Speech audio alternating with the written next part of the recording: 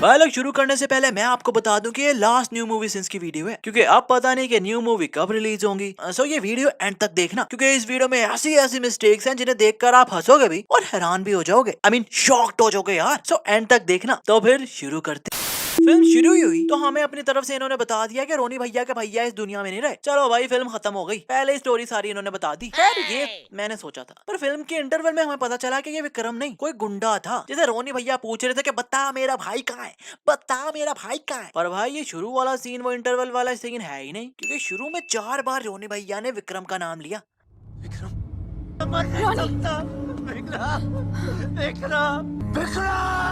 और क्लियरली लग रहा है कि जैसे विक्रम ही मरा है, पर इंटरवल वाले सीन में तो डायलॉग ही चेंज कर दिए।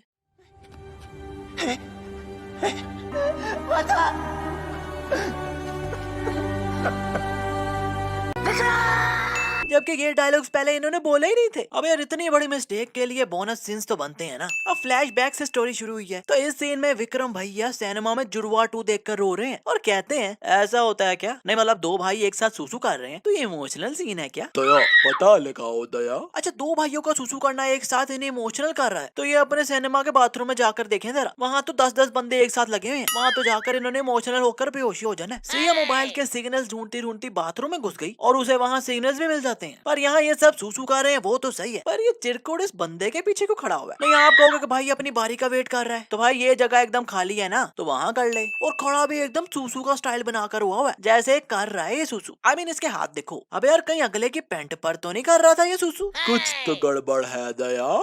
सिया को बाथरूम में सिग्नल्स मिल गए थे, पर अब ये अपने सिग्नल्स दिखा रही है, तो ये तो लग रहा है जैसे इसकी मोबाइल की स्क्रीन ही उड़ गई है। और बाहर आकर सिया कहती है तू जेंट्स टॉयलेट में नेटवर्क रे, लगता है सारे टावर्स वही है।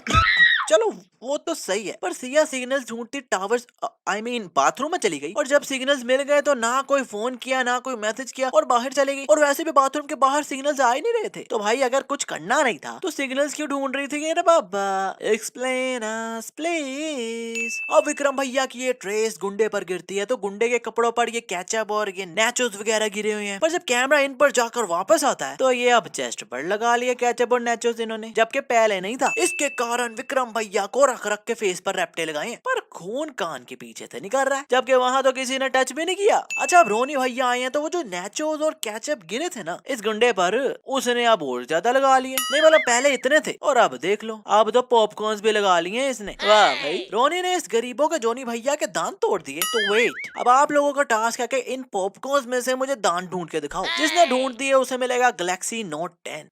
ढूंढो अब। रोनी भैया ने बस ऐसा किया और ये सब चिरकुट इनके पैर के साथ खुद ही चिपकी जा रहे हैं आकर। अबे यार कोई मैग्नेट वैग्नेट लगाया हुआ है क्या? खैर भाई ये कैसा सिनेमा है जो लग रहा है कि पिछले 10 सालों से कोई साफ सफाई नहीं की, क्योंकि जहाँ जहाँ अपने रोनी भैया इन चिरकुटों को पटक रहे हैं वहाँ वहाँ से मट्टी मट्टी उड़ रही है। नहीं मतलब टेबल पर मट्टी देख लो कितनी ज्यादा पड़ी हुई है, ऊपर से इतनी ज्यादा मट्टी में भी कोई यहाँ बैठकर पॉपकॉर्न और चिप्स खा रहा था। और यार ये सब चिरकुट भी लगता है पानी से नहीं बल्कि मट्टी से नहा कर आए हैं, जो जिसे मारो उसमें से मट्टी मट्टी निकल रही है। अब इस चिरकुट को देख लो कि कितनी ज्यादा मट्टी लगी हुई है। यहाँ ऐसा लग रहा है जैसे इस गरीबों के जोनी भैया के मुंह से पान की पीक बाहर आई हुई है। आई मीन खून लगा हुआ है, पर जैसे रोनी भैया इसे उठाते हैं तो वो खून गायब हो जाता है। अपने दबंग चुलबुल भैया दबंग के 3 पार्ट में जाकर इंस्पेक्टर बने थे 3 स्टार, पर यहाँ विक्रम भैया ने कुछ किया ही नहीं और डायरेक्ट 2 स्टार सब इंस्पेक्टर बना दिया। वाह भाई। इस सीन में सीरिया में इस बंदे ने रश में जाकर खुद को उड़ा लिया, पर यहाँ तो एकदम चिल माहौल है, क्योंकि ये लोग आराम आराम से चल के जा रहे हैं जैसे इन्हें कोई टेंशन ही नहीं है यार। ऊपर से इतने लोगों को उड़ाया इस बंदे ने, पर कोई भी बॉडी का पार्ट आजू बाजू गिरा नजर नहीं आ रहा हमें। इस सीन में सिया यहाँ आकर साइड पर स्कूटर खड़ा करती है और कॉल पर लग जाती है, पर सिया ने हैंड फ्री लगाई हुई है मोबाइल के साथ, पर फिर भी मोबाइल को कान के साथ लगाकर बात कर रही है।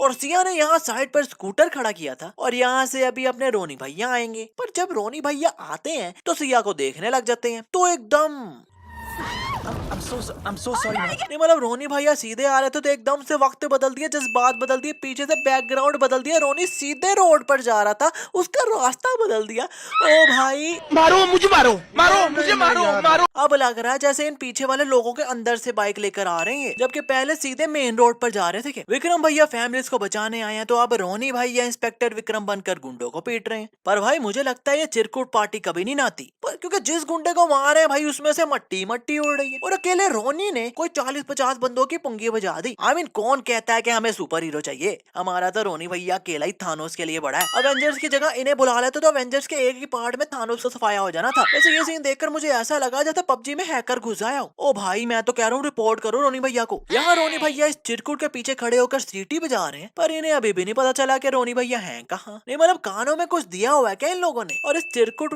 को मुक्का लगा भी नहीं और मुक्के की हवा से उड़कर गिर गया और अब मुक्का सिर्फ इस बंदे को लगा है। पर इस चिरकुट को देखो और अब इसका फेस देखो, है ज्यादा लगता है जोर से लग गया मुक्का। जब विक्रम भैया फैमिलीज को गुंडों से छुड़ा कर लाते हैं तो ये अंकल कहते हैं कि ये है हमारा दबंग सिंगम सिम्बा और 1 2 3 4 5 हफ्तों में ये सूर्यवंशी भी बन जाएगा। मुझे तो लगता है इन्हीं अंकल ने नजर लगा दी है जो 4-5 हफ्तों से 10-12 हफ्ते ज्यादा हो गए और अभी तक सूर्यवंशी फिल्म ही नहीं आई। और कमिश्नर अंकल फोटोग्राफर बुलाते हैं कि हमारी पिक्चर खींचो, पर जो फोटोग्राफर ने फोटो खींची ये तो फोटोग्राफर खुद भी आ गया उस फोटो में। जादू। इस सीन में रोनी अपने भाई का रिश्ता देखने आया है तो सिया उसकी बहन है और ये दोनों एक दूसरे को जानते ही नहीं है। मतलब दूर दूर से एक बार देख लिया था पर जानते ही नहीं है, पर एकदम से जपियां डालने लग गए। आई मीन कौन है ये लोग? कहाँ से आते हैं? वैसे ऐसा कोई रियलिटी में होता है क्या? नहीं, अपन लोग तो सख्त लुंडे हैं ना, तो अपन को नहीं पता। वैसे आप बताओ कि ऐसा रियलिटी में होता है क्या? और रोनी के हाथ से शीशे का ग्लास छूटा है पर इतनी ऊपर से गिरा है पर फिर भी नहीं टूटा। अबे भाई कौन सा ब्रांड है ये? रोनी भैया को जब ये लोग किडनैप करके लेके गए तो रोनी भैया एंड पर बैठे हुए हैं, पर जब ये अपने अड्डे पर लेकर आए तो वो बीच में बैठे हुए हैं। अब रोनी का ये सब अंगूठा काट रहे हैं तो ये चिरकुट उड़ता तीर ले लेता है, बट डूड क्योंकि ये दोनों तो इनके पीछे से आ रहे थे ना और इस बंदे ने चाकू मार भी दिया, पर अभी तक वो दोनों पीछे कहीं नजर नहीं आए। पर फिर एकदम हमें दिखाया कि इस बंदे का अंगूठा उड़ गया। रोनी भैया ने इस चिरकुट को पेट पर मुक्का मारा पर इसने तो ऐसे प्रेशर रोक कर रखा हुआ था जो मट्टी देखो गाड़ी पर से कितनी उड़ा दी। अब हवा तो वहीं से निकलती नजर आ रही है ना। अब इस बंदे को मारने आए हैं तो ये तो ऐसा जैसे पहले से रेडी खड़ा हुआ खाने के लिए। I mean Look at this dude. रोनी इस बंदे को आरक्यू के स्टाइल में लेकर भाग रहा है तो इसके पैर तो पीछे हवा में ही उड़ी जा रहे हैं। अब यार कोई ग्रेविटी नाम की भी कोई चीज होती है ना, और ऐसे ही थ्रो कर दिया जैसे ये बंदा ने कोई प्लास्टिक का थैला हो। अब हमारे रोनी भैया स्पाइडरमैन बन गए हैं। तो जब ये गाड़ी पर लगा ये क्लिप खोलते हैं तो ये ग्रीन गाड़ी है, पर कैमरा जब थोड़ा सा दूर से दिखाता तो ये रेड हो जाती है। और जब ये यहाँ से जंप मारते हैं तो यहाँ तो कोई रेड गाड़ी है ही नहीं और ना ही कोई ग्रीन गाड़ी है। हाँ ऊपर एक ही गैलो गाड़ी है पर उसके आगे तो कोई क्लिप लगा ही नहीं हुआ जो इन्होंने खोला था। दोबारा जादू। अच्छा चलो माना कि इन गाड़ियों के क्लिप इन्होंने खोल दिए थे तभी ये नीचे गिर गई, पर इन गाड़ियों का तो कुछ भी नहीं खोला था ना, पर फिर भी ये नीचे गिर गई। अब खुद ही देख लो कि इन पर तो रस्सी अभी तक बंधी हुई है पर फिर भी ये गिर गई।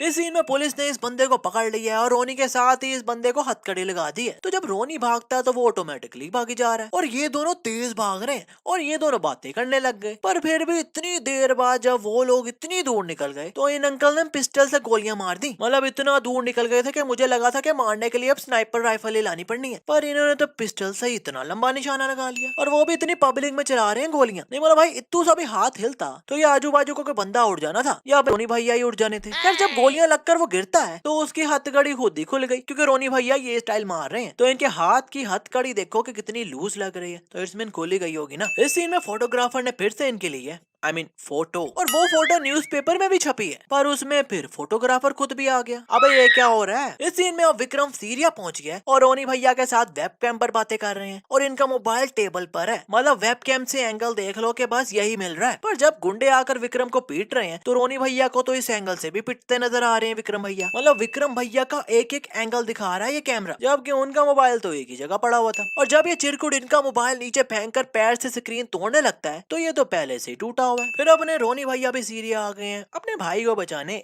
पर ये सिया काय को आए रे बाबा। मतलब रोनी भैया तो अपने सुपर हीरो है ना, पर Siya really? No no no I mean really? जो बंदा भी पुलिस स्टेशन आता है तो ये बंदा छुपकर उनकी पहले इन्फॉर्मेशन सुनता है और बाद में उसे कहता है कि अपन करेगा तेरी हेल्प, पर फिर अपने अड्डे पर लेकर जाकर उसको लूट लेता है। और ये हर बार ही ऐसा ही काम करता है पर फिर भी कोई पुलिस इसे पकड़ती ही नहीं है। और एक सेकंड के लिए इसका चाकू नीचे गिरा है तो उतनी देर में अपने रोनी भैया ने 7-8 चिरकुट गुंडे भी मार दिए। अब यार रोनी भैया तो ऐसे जैसे सैनिटाइजर हो जो हाथों पर लगाते ही 1 सेकंड में सारे कीटाणु का सफाया कर दिया। और सिया कहती है नीचे देखो।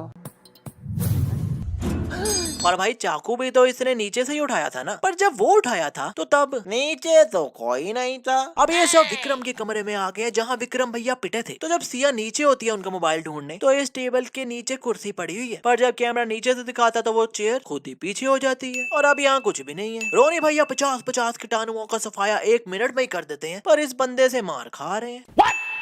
और अभी 1-2 कराटे मारे रोनी भैया ने तो ये चिरकुट भागने लग गया डर के। अबे भाई अभी तो अच्छा वाला मार रहा था, तो अब डर के क्यों भागने लग गया? Explain us please. और यहाँ तो रोनी भैया पास आने लगते हैं, तो ये तो ऐसे डर के पीछे होता है जैसे अपने रोनी भैया को कोई कोरोना हो। अब यार इतना बड़ा मॉन्स्टर सोशल डिस्टेंसिंग रख रहा है, तो आप क्यों इतने अंडरटेकर बने फिर रहे हो? और मजे की बात कि सोशल डिस्टेंस के चक्कर में रोनी भैया पास ना आ जाए, इस बंदे की ऊपर की टिकट कट गई।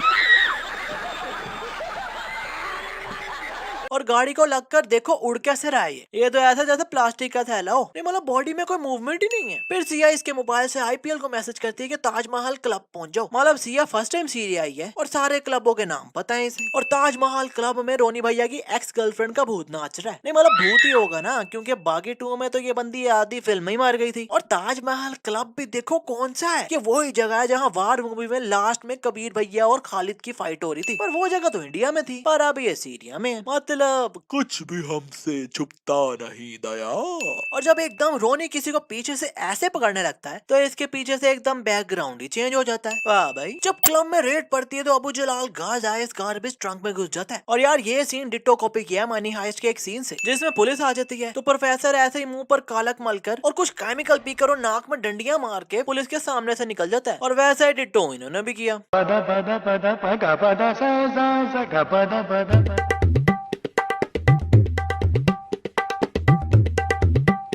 नहीं भाई इस मिस्टेक पर तो मैं बोनस दूंगा। नहीं मैं तो दूंगा। पुलिस आईपीएल से अबू जलाल हाजा की लोकेशन जानने के लिए मारने लग, तो रोनी भैया कहते हैं वेट अ मिनट, मुझे हैंडल करने दो। और पुलिस भी उसके पीछे पीछे लग जाती है। नहीं मतलब किसी और कंट्री की पुलिस किसी और कंट्री के बंदे की ऑर्डर फॉलो कर रही है, जबकि ये लोग रोनी को जानते भी नहीं है। वाह भाई।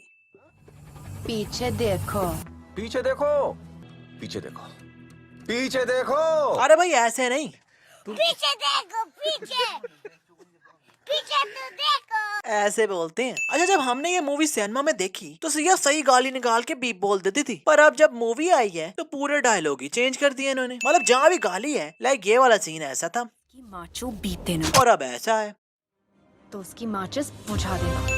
इतनी सिक्योरिटी में ये बंदा आराम से बॉम्ब लगाकर एम्बेसी में घुस जाता है और कोई इसे रोकता भी नहीं है। इस सीन में रोनी भैया इनका प्लान सुनकर अकेले ही विक्रम भैया को बचाने निकल गए और ये नीचे रस्सी लेकर भाग रहे हैं और एकदम ये रस्सी पर लटके हुए आ जाते हैं। नहीं मतलब इतनी जल्दी इतनी ऊपर रस्सी कैसे बांध दी भाई, और रस्सी भी पता नहीं कहाँ बांध दी कि बस घूम ही जा रहे हैं। ये सीन भी वार मूवी के सीन जैसा ही है, जिसमें खालिद भैया ने अपनी शर्ट फाड़ दी थी, क्योंकि इसमें भी ये शर्ट पहले से फटी हुई है और गैप दे देख कर सी हुई है इन्होंने, ताकि रोनी भैया इजिली फाड़ दें। इस सीन में इन हेलीकॉप्टर से रोनी भैया को घेर लिया है, तो इन्होंने ऐसा जैसे चीट कोड लगाया और भागने लग गए। अब हेलीकॉप्टर्स पीछे रह गए हैं और रोनी भैया भागते भागते आगे निकल गए हैं, पर जब ये इस ब्लास्ट से उड़कर गिरते हैं तो ये उड़ते हुए हेलीकॉप्टर को पकड़ लेते हैं।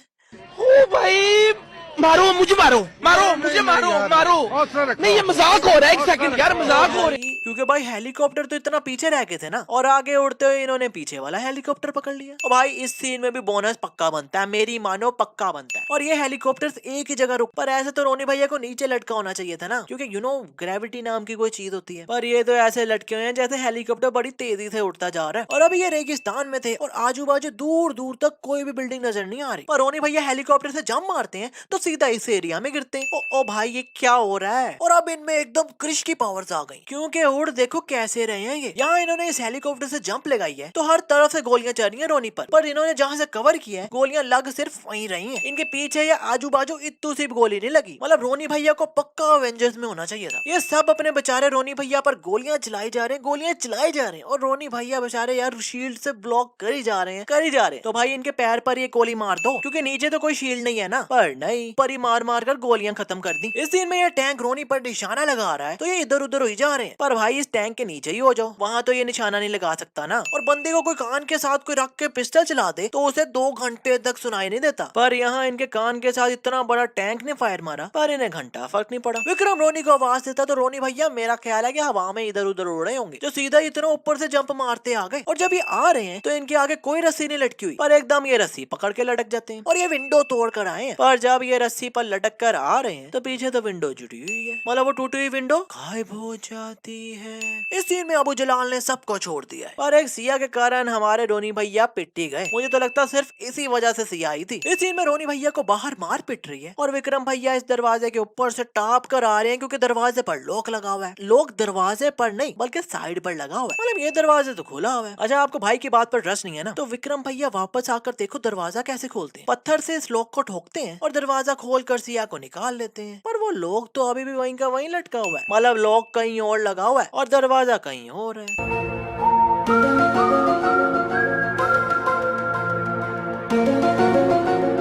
वाह भाई, फिल्में सेंस के साथ फिल्में। सिया ऐसे ऐसे कर रही है रोनी भैया को और रोने लग गई जैसे अपने रोनी भैया मर गए हैं। पर भाई उनकी हार्ट बीट ही चेक कर लेता है बंदा, क्योंकि बाद में जब अबू जलाल इसे डंडा मारने लगता है तो एकदम रोनी भैया अंडरटेकर की तरह उठ जाते हैं। इमोशनल कर दिया था हमको। खैर ये अबू जलाल रोनी भैया को डंडा मारने लगता है तो रोनी एकदम से उठकर पकड़ लेता है। आई नो आप समझ रहे होगे कि डंडा पकड़ लिया, मैं भी यही समझा था, बट ना ना ना, ये तो सीधा गला ही पकड़ लिया उसका। तो भाई वो डंडा कहाँ गया? नहीं, अबू जलाल का पोज देखो आप। पर अगर ऐसे गला पकड़ा होता तो हाथ ऊपर ही होने थे ना, और डंडा पड़ भी गया होना था, पर डंडा तो गायब ही हो गया। जो तू बस बस बस बस भाई, आज के लिए बस इतना ही। वीडियो अच्छी लगे तो वीडियो को लाइक करो, कमेंट करो, शेयर करो और फिल्मी सीन्स को सब्सक्राइब करके बेल आइकन दबाना। हाँ, बेल आइकन दबाना तो यार बिल्कुल भी ना भूलना, क्योंकि फिल्मी सीन्स को सब्सक्राइब कर डाला तो लाइव जी ला